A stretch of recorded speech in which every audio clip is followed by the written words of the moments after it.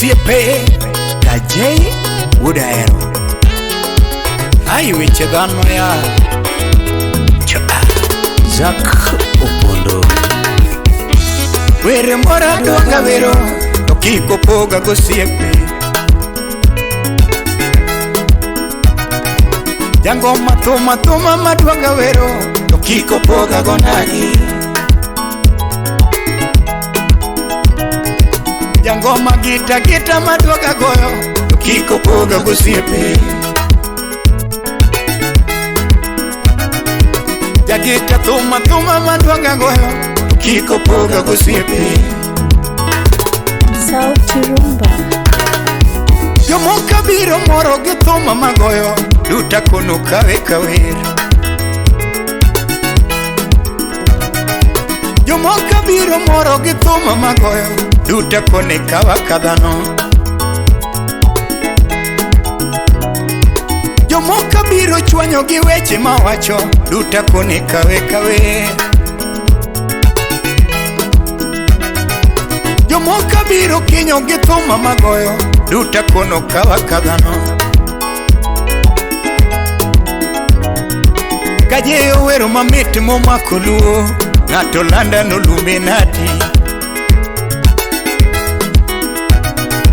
Jangoma go mamit motimo gi kenda ng'ato lando nolume nati.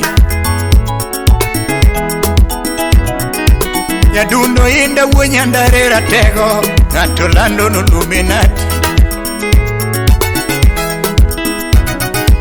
Abeni lete ere mawuodo bonyo ng'ato lando nolume nati.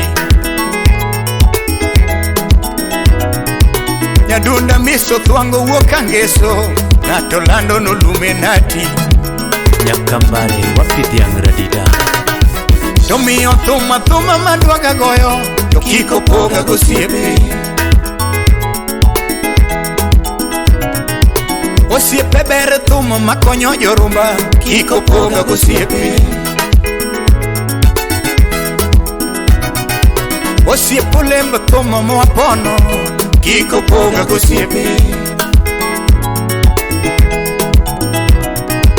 Nyadundo mafanso mwagwa mamielo jorumba kiko poga gosiepe. Lizo dada Nyamoroni. To gino doko tichiga kili matin Wuod Ahero ni dhigo nyime. To gino doko tichiga kili matin Wuod Ahero ni dhigo mbele. To gino doko tichigi buko matin Wuod Ahero ni dhigo nyime.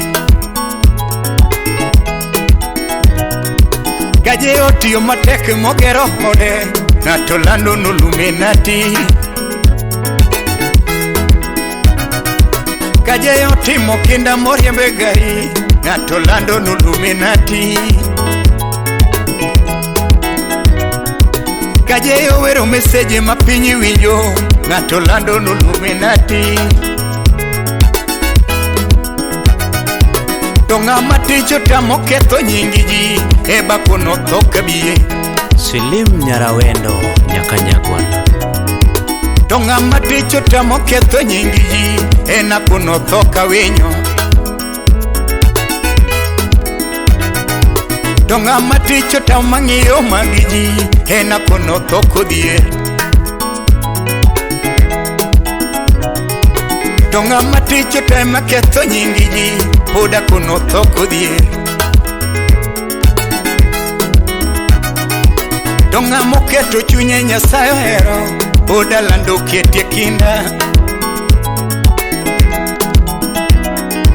To ng'ama ohero tije Nyasaye gwedho poda lando time kenda.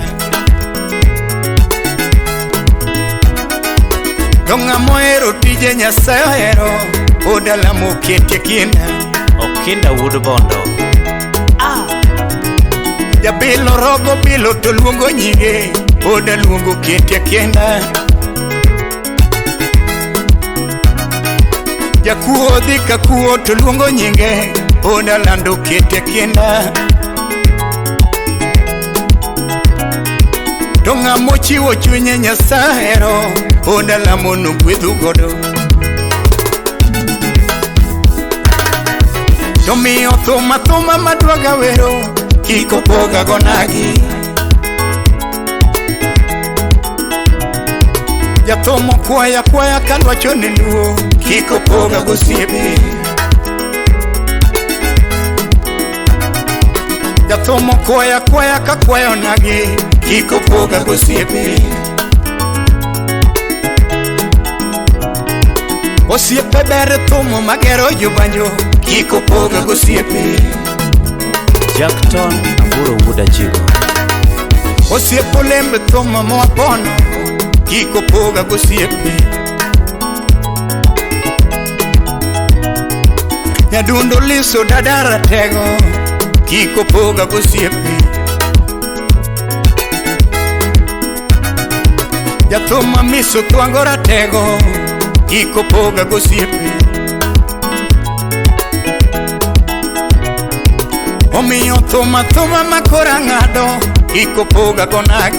Kasuku Rafael Wuod Subanis.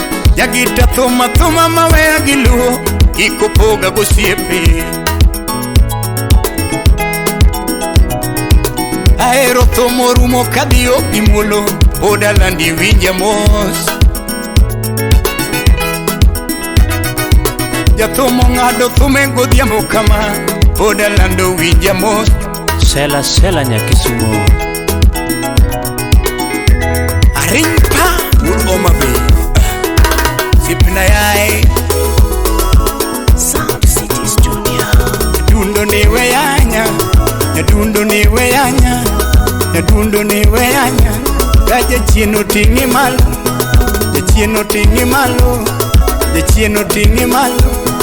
Omeo ga weyanya, jamera ni weyanya. Gaje chieno tingi malo, chieno tingi malo, chieno tingi malo. Oh. Cynthia Nyakaunti. Gate anya tongi me madu, gate anya tongi me madu, gate anya tongi me madu. Jehova baba popo weto ng'ato, gate anya tongi me madu, gate anya tongi me madu. Sacha baba popo weto ng'ato, Nyasaye Jakobo popo weto ng'ato, Nyasaye Jonabi popo weto, Nyasaye Elijah popo weto. Wapi MC Umarinas. Jabelo tiyo tulungo nyinge, jabelo tiyo tulungo nyinge, jakuo kwalo tulungo nyinge, jakuo kwalo tulungo nyinge, Jonabi yalo tulungo nyinge, Jonabi yalo tulungo nyinge, Jochode chodo tulungo nyinge, Jochode chodo tulungo nyinge, Jochode chodo tulungo nyinge. Nancy Yusumo Jabelo. Kichie kinyi bilungo nyinge, kichie kinyi bilungo nyinge, kidoko dhiambo bilungo nyinge, kidoko dhiambo bilungo nyinge. Gate anya, gate jara Nyasaye nitie, gate Kenya Nyasaye nitie, gate jaja Nyasaye nitie.